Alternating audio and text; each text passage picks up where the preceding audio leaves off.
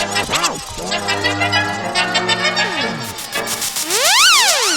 mettre notre grain de sel.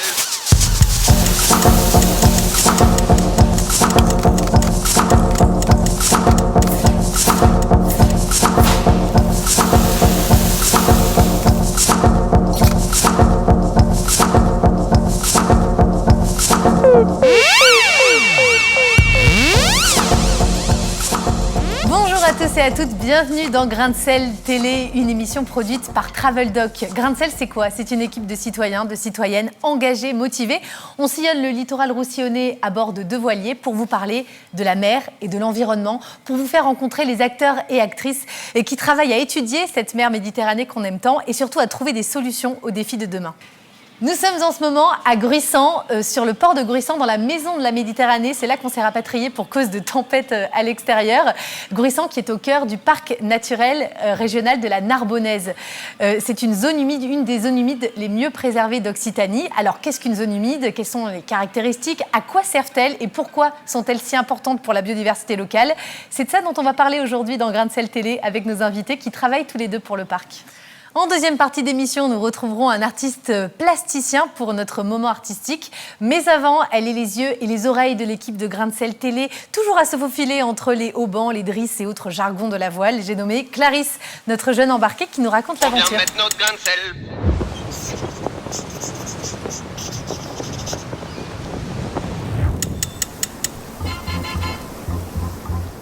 Heureuses qui, comme Pénélope, ont pris le large pour changer d'horizon.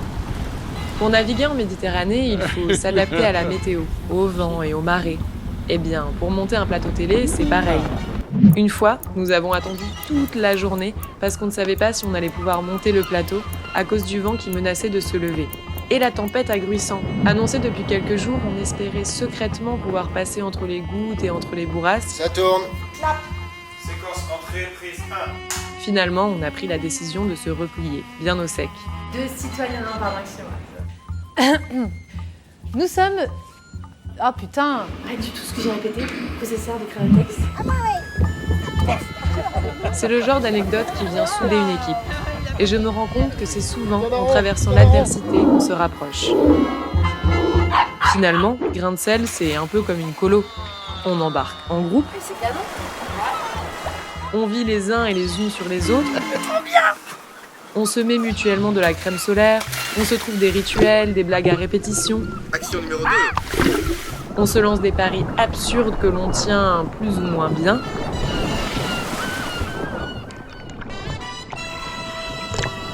Et quand on essaye de se poser pour un petit moment solo, on se retrouve à papoter pendant 1 heure avec un membre de l'équipage, ou on se fait arrêter en chemin pour aider à porter une table, monter un barnum ou à remplir des bouteilles d'eau. Et puis on finit nos journées en beauté avec le vidging de Maëlys. Alors, on s'allonge en regardant l'écran. Ah, trop beau. Ensemble, on se fait bercer par les images et par le son avant d'aller se coucher pour rêver de la suite. Et moi, la petite jeune de l'équipage, je monte à bord pour vous et vous raconterai ce qui se passe derrière les coulisses en forme de voile. À l'abordage. On vient mettre notre grain de sel.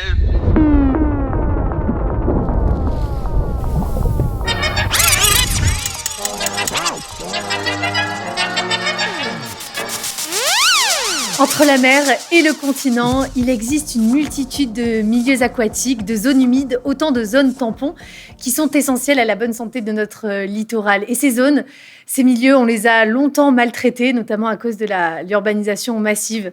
Il existe des lieux, comme ici, dans le parc naturel régional de la Narbonnaise, où on les préserve, ces milieux aquatiques, et où on les chouchoute. C'est le métier, c'est la fonction de nos 2 invités de ce soir qui travaillent dans le parc naturel régional. Merci beaucoup, messieurs, d'avoir accepté notre invitation ce soir. Je commence par vous, Laurent Benot. Vous êtes responsable de la qualité des eaux ici, dans le parc naturel régional de la Narbonnaise, c'est ça? C'est ça. Et vous, Antoine Ségalin, vous êtes responsable de la zone du Grand Castelou, qui est pas très loin d'ici, où on peut d'ailleurs observer les oiseaux tout au long de l'année. Merci d'avoir accepté d'être là ce soir pour nous parler de ces milieux aquatiques, de ces zones humides. Alors en fait, de quoi s'agit-il exactement ? On parle de lagunes, d'étangs. Aidez-nous à faire un peu le tri dans tout ça. Alors effectivement, on parle surtout de la thématique des milieux aquatiques. Donc c'est une thématique au sens large qui va regrouper tout ce qu'on appelle étangs, lagunes, rivières, cours d'eau, etc. Et dans cette thématique des milieux aquatiques, on va retrouver notamment les zones humides. Alors les zones humides, c'est ce qu'on appelle communément les marais, les marécages, les tourbières et notamment ici les roselières. Et ce sont des zones d'interface, de dynamique, des zones de transition qu'on va surtout retrouver au niveau du parc sur le pourtour des étangs, des lagunes. Il faut savoir que sur le parc, on a 12 000 hectares de zones humides. Donc c'est un parc extrêmement riche en milieu aquatique et en milieu humide. Et ces zones humides, ce sont des foyers, des zones refuges pour la biodiversité. C'est vraiment le lien entre la mer et la terre. Voilà, c'est ça. Ce sont des zones d'interface entre les milieux secs, la terre ferme, et les milieux humides. Donc où on va retrouver les lagunes, les étangs littoraux. Mais du coup, la lagune, Alors, de manière caricaturale, on pourrait dire qu'on a la mer, on a les milieux lagunaires, les lagunes, on a les zones humides périphériques et on a le continent juste après, le bassin versant. Ce qui est en aval de ces zones humides, ce sont les étangs. Et ces étangs ou lagunes ont des particularités puisqu'elles sont à l'interface entre l'eau douce du continent et l'eau salée de la mer qui est à peu près à 38 grammes de sel par litre. Donc on a une variation de salinité au sein de ces lagunes entre 0, 38 et parfois au-delà, puisqu'il y a une concentration du sel avec les évaporations. oui, c'est ce qu'on appelle des eaux saumâtres. C'est-à-dire que ce n'est pas des eaux douces, ce n'est pas de l'eau salée, elles sont moins salées que la mer. Et en fait, ces eaux saumâtres, c'est ce qui fait que ces étangs, ces lagunes sont très importants. Ici, c'est quoi leur fonction exactement ? Alors sur les lagunes, on est sur des fonctions de réservoir de biodiversité, réservoir biologique, puisqu'on concentre des eaux saumâtres avec un mélange d'eau douce et d'eau salée, donc qui va vraiment procurer une biodiversité assez exceptionnelle, notamment au niveau des poissons. On va retrouver la dorade, le mulet, le loup, etc. Et puis sur les zones humides, en fait, on va avoir des fonctions et des services rendus extrêmement riches. On va avoir des zones humides, par exemple, on sait que les zones humides stockent énormément d'eau. Ce sont des réservoirs d'eau très importants et qui vont relâcher cette eau, notamment en période de sécheresse, comme maintenant, pour être en soutien de débit d'étiage au niveau des cours d'eau.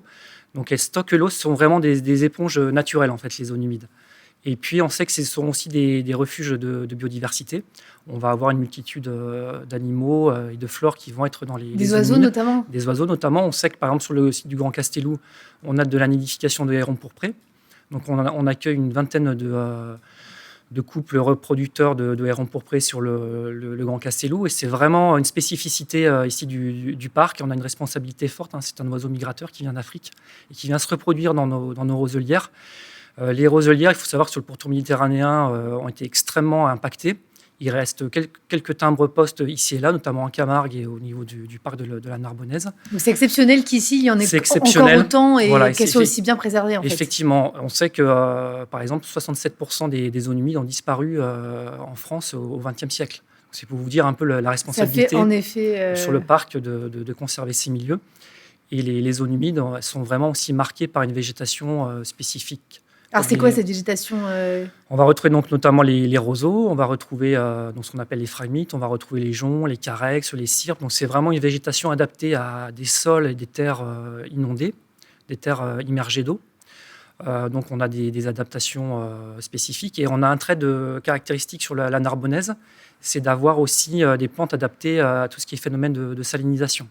On va retrouver par exemple ce qu'on appelle les sansuires, les fourrés halophiles et les prés salés. Et les prés salés. Il faut imaginer un pré comme un champ, ça, mais rempli d'eau salée. Les prés salés sont surtout inondés l'hiver, avec un mélange d'eau douce et d'eau salée, parce que quand on a des coups de mer, en fait, l'eau de l'étang remonte vers les terres, remonte vers ces prairies et vers ces prés salés. Donc, on va aussi avoir des apports de sel. Et donc, au niveau de ces prés salés, qui sont surtout inondés l'hiver, on va retrouver des végétations un peu caractéristiques, avec notamment le jonc maritime, le jonc subulé, quelques graminées, notamment la puccinelle, et une plante typique de la Narbonnaise qu'on appelle la grande statis, la saladelle de Narbonne. La saladelle. La saladelle, oui, tout à fait. Depuis tout à l'heure, vous énumérez des noms de plantes qu'on n'a pas l'habitude de voir ailleurs. En fait, c'est très, très riche. Et d'ailleurs, ces eaux, il faut qu'elles soient de bonne qualité. Tout à fait. On veille à ça au niveau du parc. Au niveau de la qualité de l'eau, on a deux deux cibles, entre guillemets. On fait attention aux aspects toxicité. Donc, ça représente les métaux lourds, mais, le mercure, le plomb, le cadmium, etc. Il y a des molécules organiques aussi, les hydrocarbures, on connaît, les pesticides aussi. Et donc, sur ces éléments-là, il faut viser le zéro apport, en fait. On essaie de faire en sorte qu'il y ait un minimum d'apport. Que ça soit neutre. C'est très difficile, qu'il n'y en ait pas du tout. C'est très difficile puisqu'on ne peut pas éviter la circulation sur les routes, etc. Mais quand il pleut, ces hydrocarbures peuvent être amenés dans les eaux et peuvent poser des problèmes. Donc ça, c'est la première cible. Faire en sorte qu'il y ait un minimum de toxiques qui arrivent. Pourquoi ? Parce que ces toxiques, ils vont avoir un impact sur les animaux aquatiques. Et c'est quelque chose qui ne se voit pas. Et donc, on est peu sensible aux choses qui ne se voient pas. Donc là, c'est là où il faut faire vraiment des efforts. Et l'autre volet, auquel on fait attention aussi, sur les aspects qualité de l'eau, c'est, désolé du terme, hein, c'est les aspects eutrophisation. Donc, voilà. Oula, mes oreilles saignent. Alors, ça peut être très simple. En fait, c'est un enrichissement de l'eau en éléments nutritifs, c'est-à-dire l'azote, le phosphore, les engrais en gros, qui sont bons dans une certaine quantité, mais qui peuvent poser des déséquilibres s'ils sont en excès. Donc il faut trouver la bonne balance. Exactement, l'équilibre pour qu'on ait une bonne productivité, parce qu'on parlait des lagunes tout à l'heure, en fait, l'importance des lagunes vient du fait qu'elles sont riches aussi, plus riches que la mer. La mer contient très peu de nutriments, les lagunes par contre sont 6 fois plus riches que la mer. C'est ce qui fait qu'on a une bonne productivité.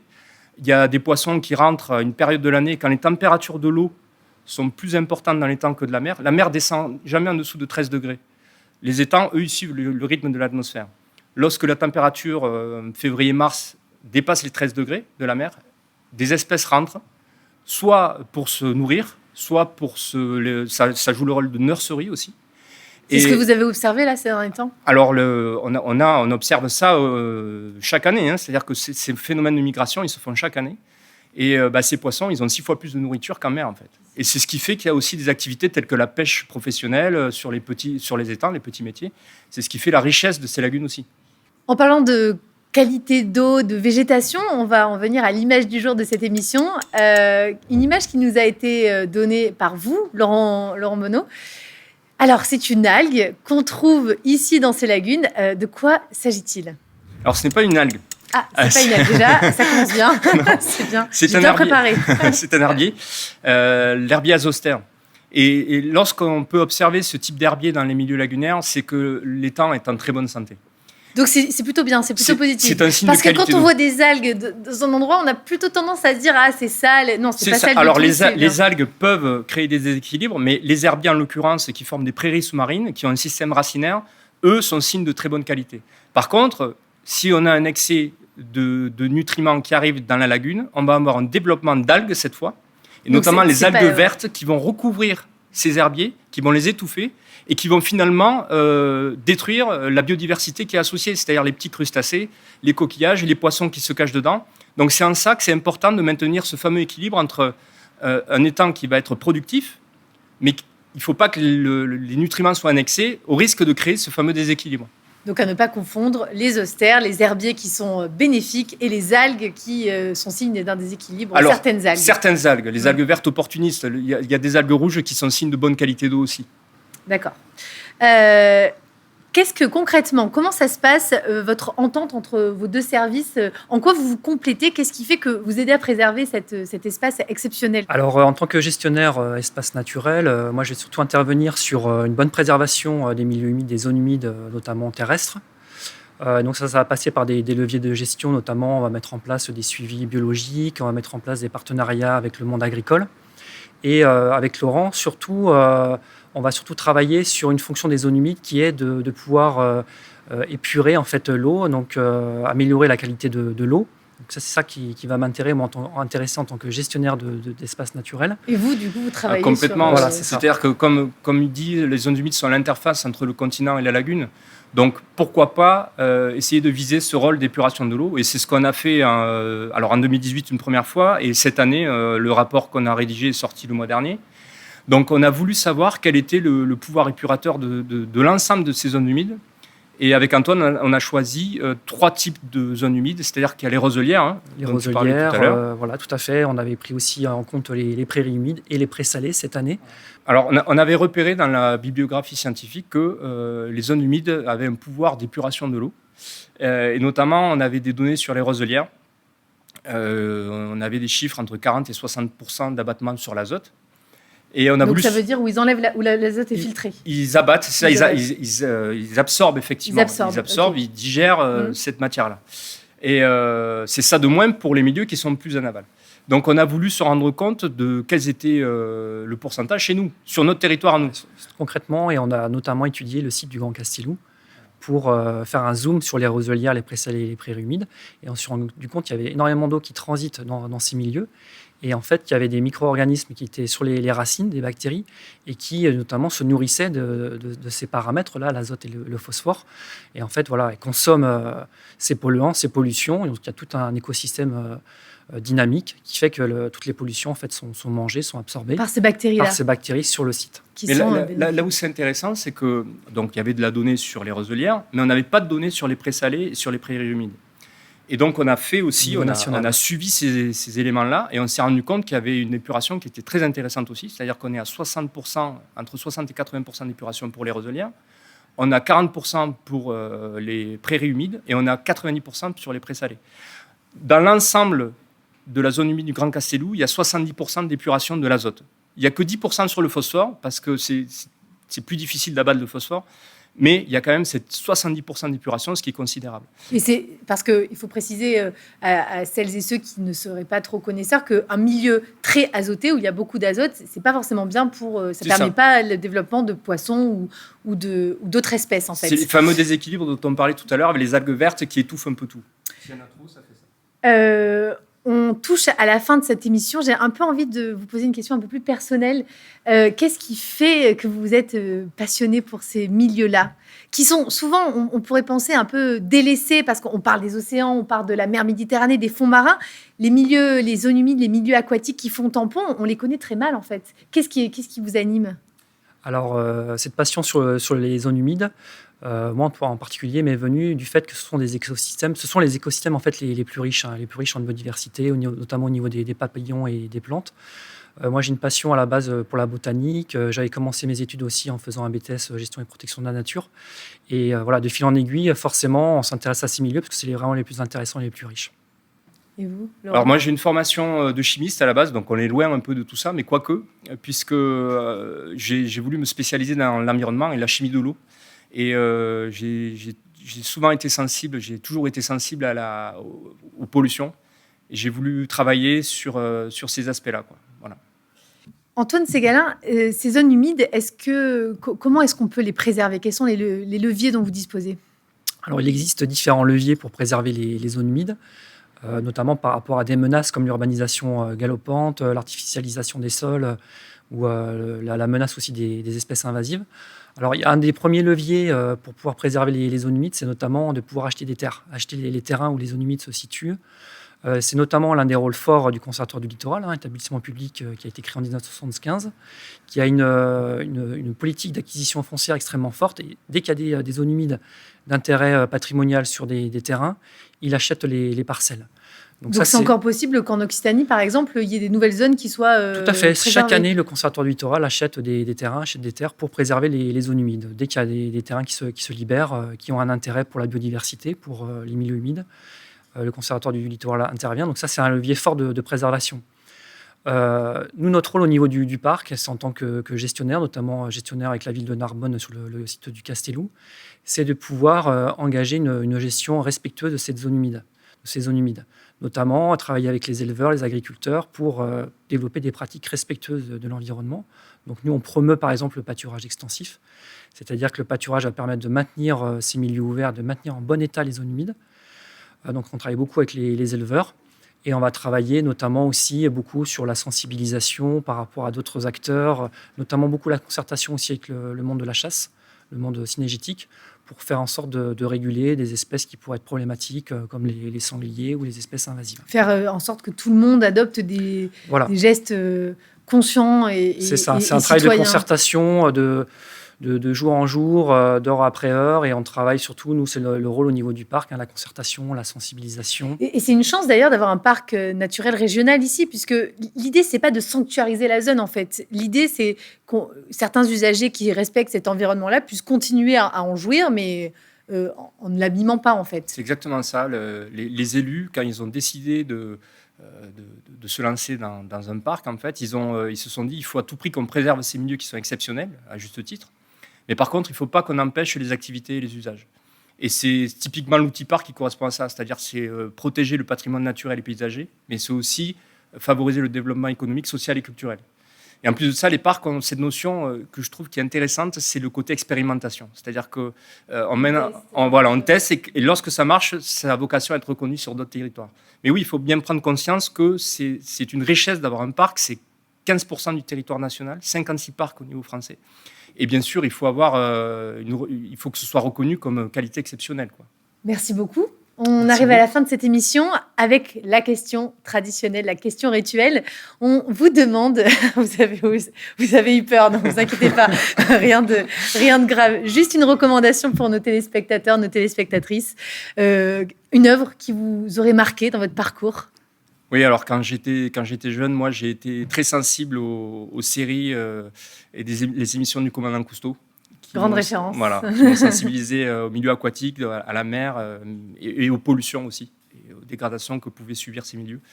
Et donc voilà, j'en suis là aujourd'hui. Et vous, Antoine? Alors moi, c'est plus des œuvres littéraires, notamment des auteurs comme François Terrasson, qui a beaucoup étudié le comportement de l'homme envers son milieu naturel, envers l'environnement, et qui a voulu décrypter justement des clés de compréhension pour comprendre pourquoi l'homme impactait en fait la nature. Donc ça, c'est un auteur, je trouvais très intéressant. Et puis également un botaniste de renom, Jean-Marie Pell, qui a écrit beaucoup d'ouvrages sur la flore, qui m'ont beaucoup plu. Merci beaucoup, messieurs, pour ces partages. Et je vous invite, vous, à aller voir vraiment cette zone du Grand Castellou qui est absolument extraordinaire. Tout de suite, on va retrouver le reportage de nos équipes de Grain de Sel Télé, puisque à chaque émission, son reportage. On vient mettre notre grain de sel.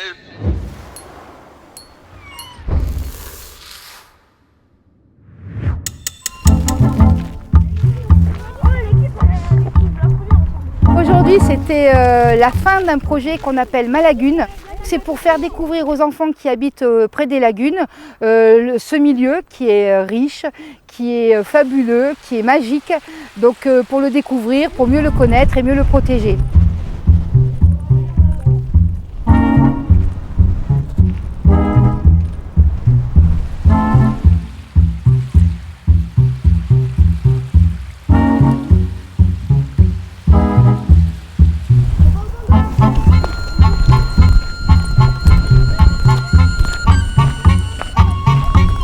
La séance numéro 6, la dernière, là, se clôturait par un jeu de piste sur l'étang de Gruissant. Les enfants, en général, sont très réceptifs. Nos animations sont hyper ludiques.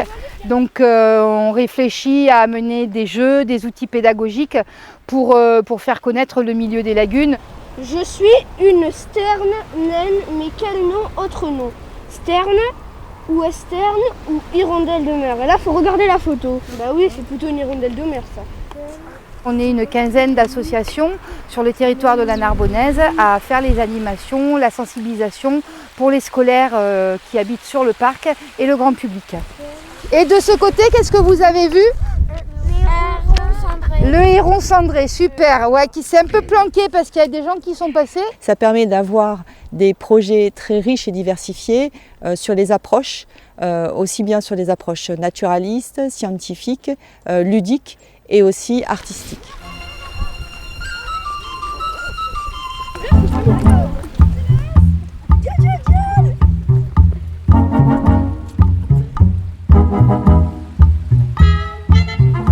On vient mettre notre grain de sel.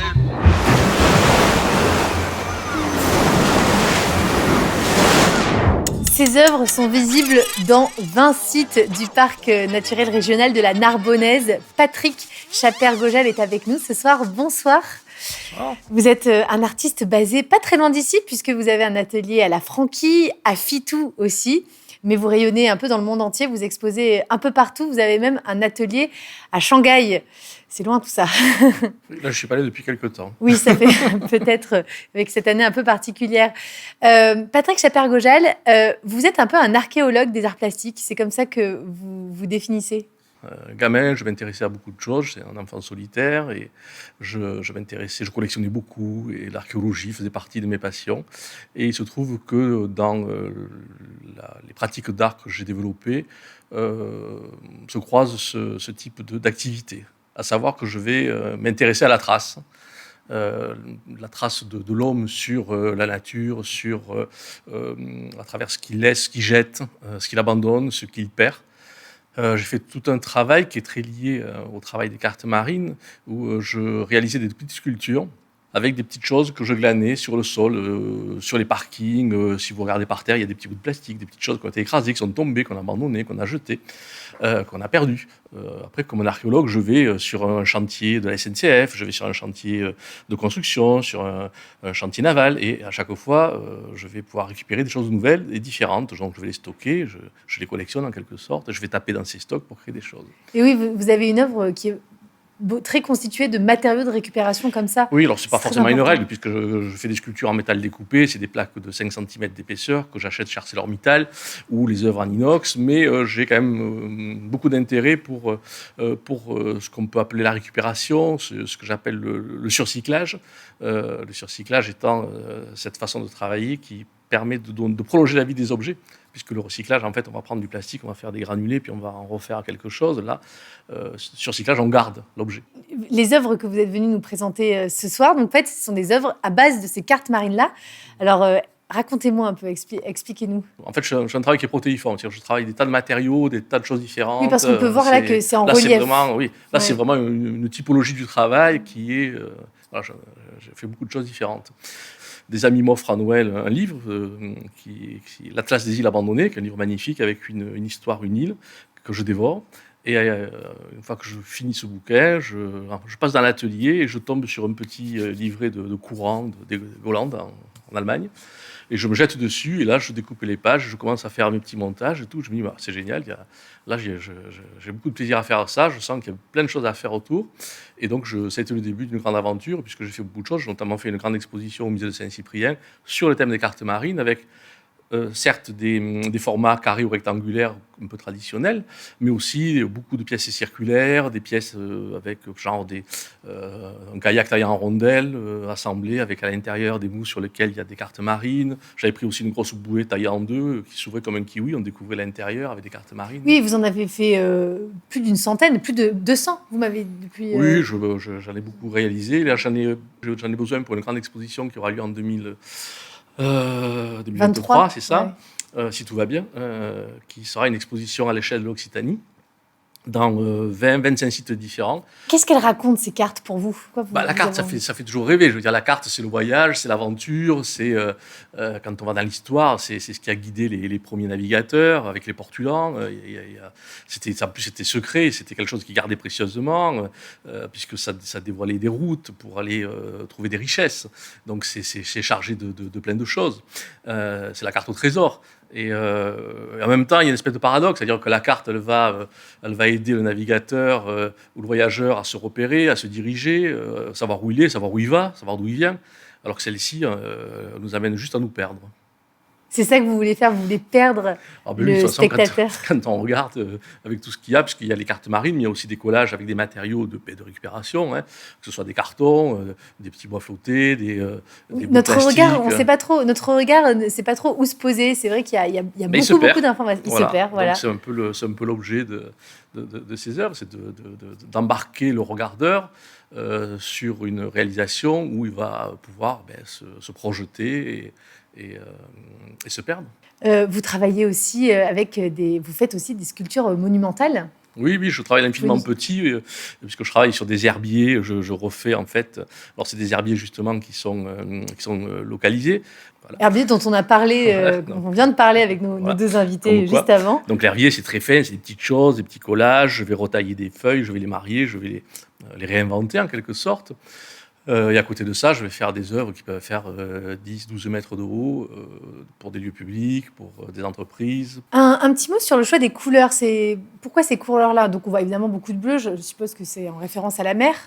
Ça fonctionne. En fait, c'est souvent la qualité de la carte marine qui va appeler une couleur, parce qu'il y a des cartes différentes. Il y a des cartes brésiliennes où il y a beaucoup de vert.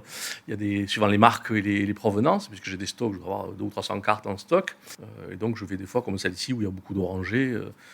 Ça peut renvoyer à la couleur des bateaux de secours en mer, choses comme ça. Merci beaucoup Patrick Chaper-Gojal d'avoir partagé vos œuvres avec nous ce soir. Artiste plasticien, je rappelle que vos œuvres sont visibles dans le parc naturel régional de la Narbonnaise. C'est une belle façon de conclure cette émission sur les milieux aquatiques et les zones humides et sur leur préservation fondamentale. C'est la fin de cette émission. Merci à vous de l'avoir suivi. N'oubliez pas de nous suivre sur les réseaux sociaux, Facebook, Instagram. Je vous retrouve bientôt pour une nouvelle émission. Et en attendant, prenez soin de vous et surtout, de la mer.